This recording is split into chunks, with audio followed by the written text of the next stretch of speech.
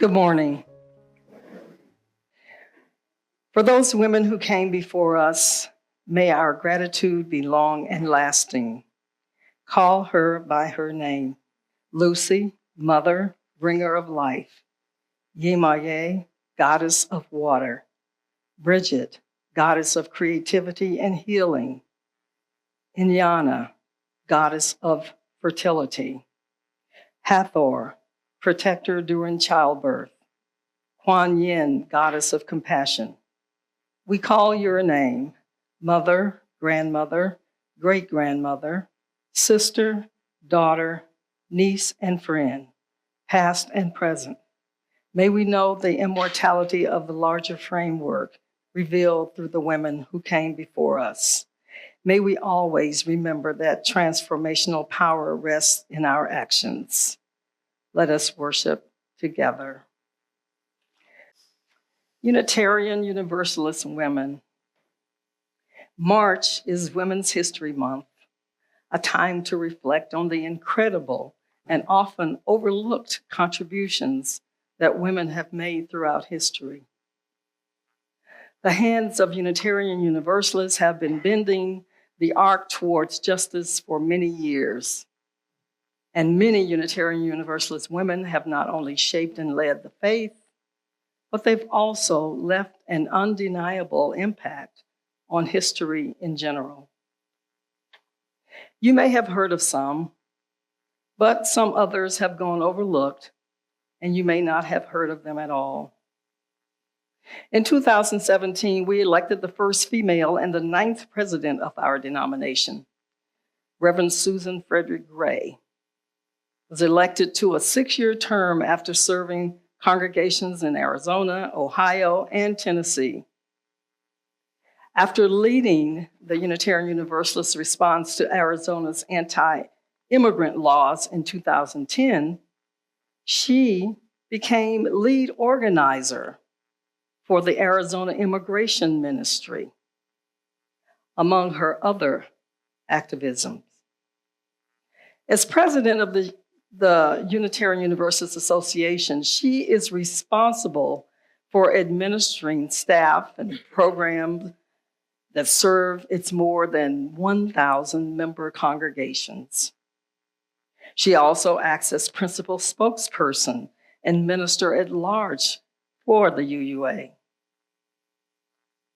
Susan brings a strong focus on mission and strategic planning to her leadership at the UUA as it works to dismantle systems of white supremacy.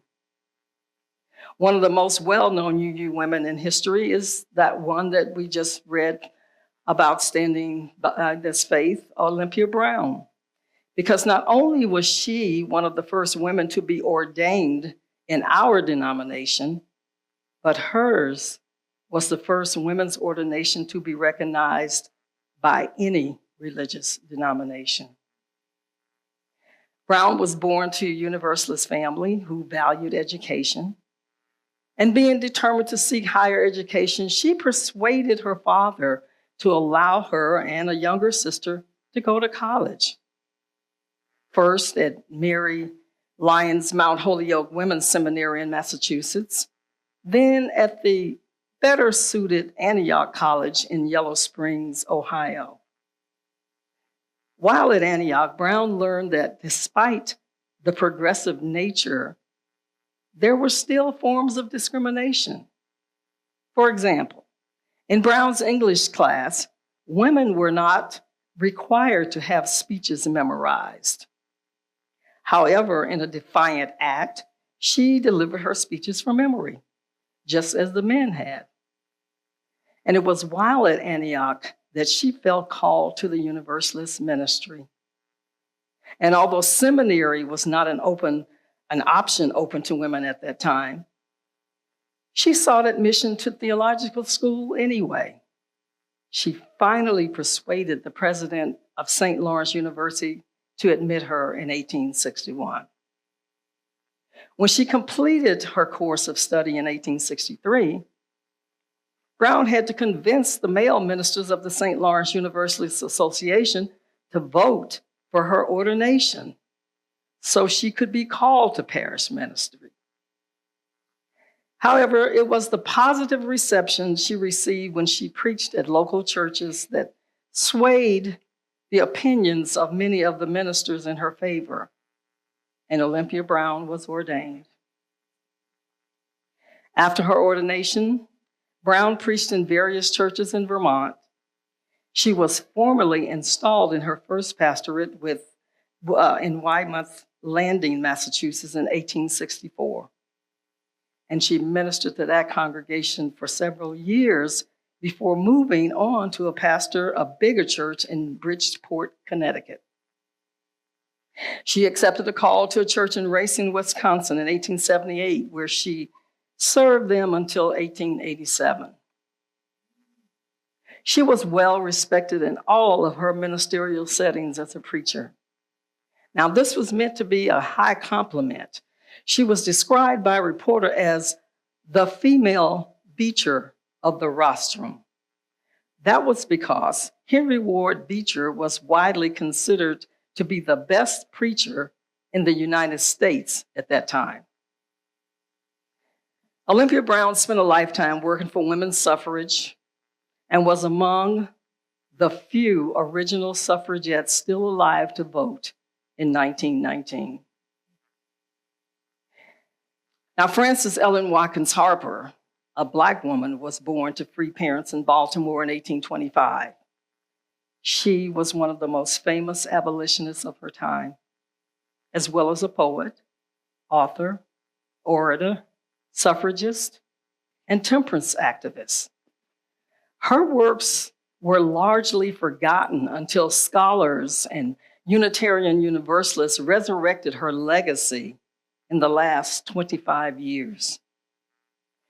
Harper defied both racial and gender-based expectations of her day. Much of her youth was devoted to abolishing slavery.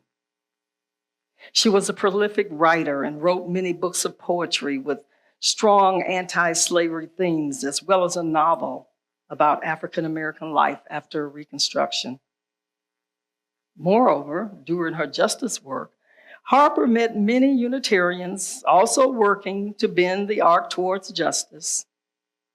She felt at home with our liberal religious beliefs and knew that her work could strengthen the justice work of the Unitarians, because she challenged them and other Christians to practice a form of religion that reflected what she described as, and I quote, a stronger sense of justice and a more Christ-like humanity on behalf of those homeless, ignorant, and poor, end of quote.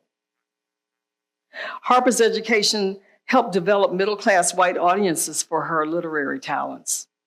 She was also able to write significant protest literature in the Black liberation tradition. She joined hands with them by joining the First Unitarian Church in Philadelphia in 1870, where she frequently read her poetry from the pulpit at this church. Now, I had the privilege of serving as second minister in the Philadelphia church for several years and serve as guest minister at least once or twice a year, even now. While Harper kept her membership at First Unitarian Church in Philadelphia, she continued teaching Sunday school at an AME church where she held membership too. That's African Methodist Episcopal. When the Civil War ended, Harper waged a dual campaign for women's suffrage and civil rights for all citizens in what she called, and I quote, threads of fact and fiction. In 1866, she delivered an address to the National Women's Rights Convention in New York, where her words laid out her theology and vision for a healthier society, saying before thousands, justice is not fulfilled so long as women are unequal before the law, because we are all bound up together in one great bundle of humanity, and society cannot trample on the weakest and feeblest of its members without receiving the curse in its own soul. Harper was the co-founder and vice president of the National Association of Colored Women's Clubs and the director of the American Association of Colored Youth. She was also the superintendent of the colored sections of the Philadelphia and Pennsylvania Women's Christian Temperance Unions. The Reverend Dr. Mark Morrison Reed says, and I quote, "The central task of the religious community is to unveil the bonds that bind each to all. There is a connectedness, a relationship discovered amid the particulars of our own lives and the lives of others. Once felt, it inspires us to act for justice."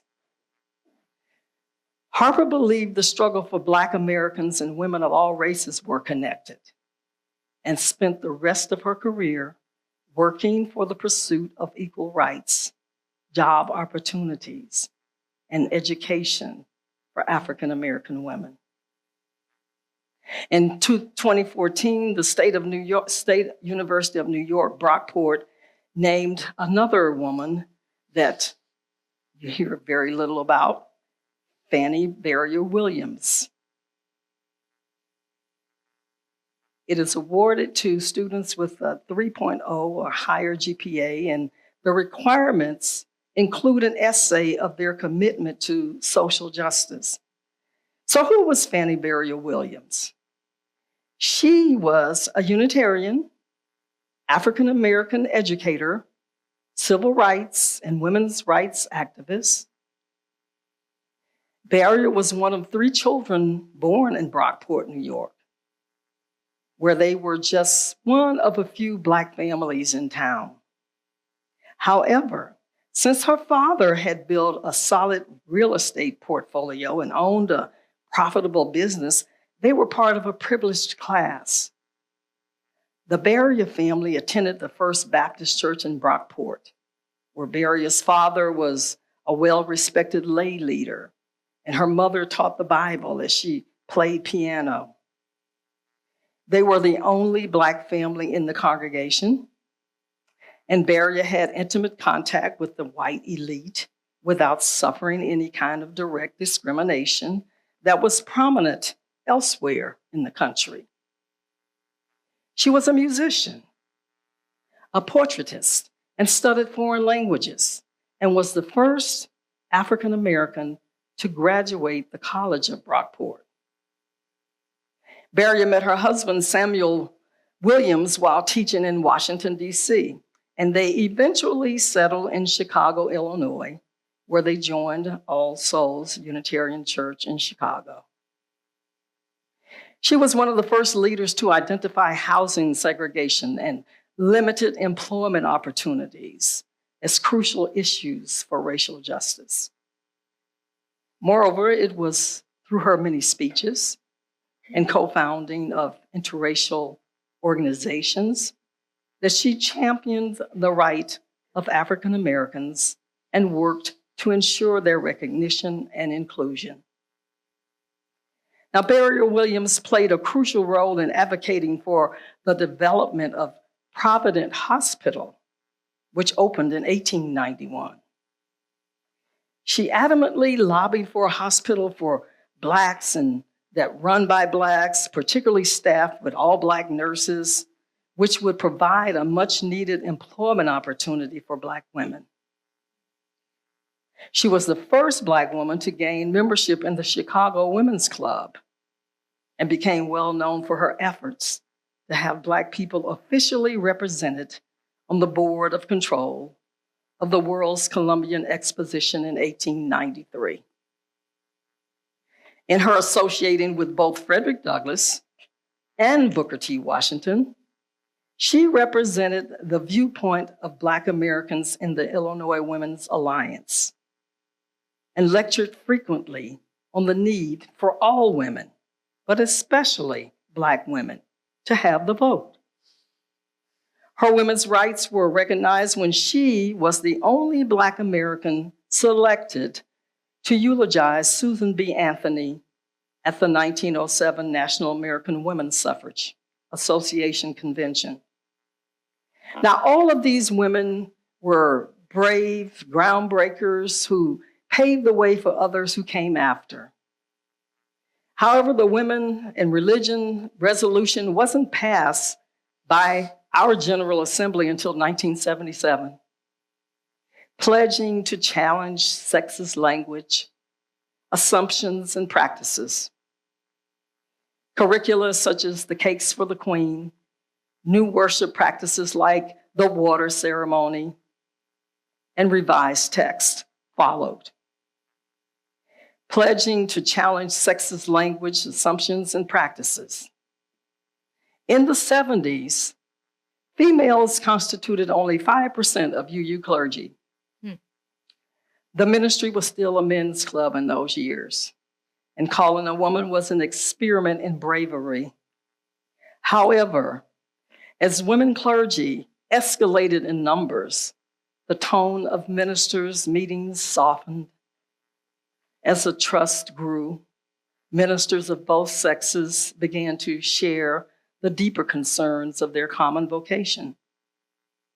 Slowly but surely, competition morphs into cooperation.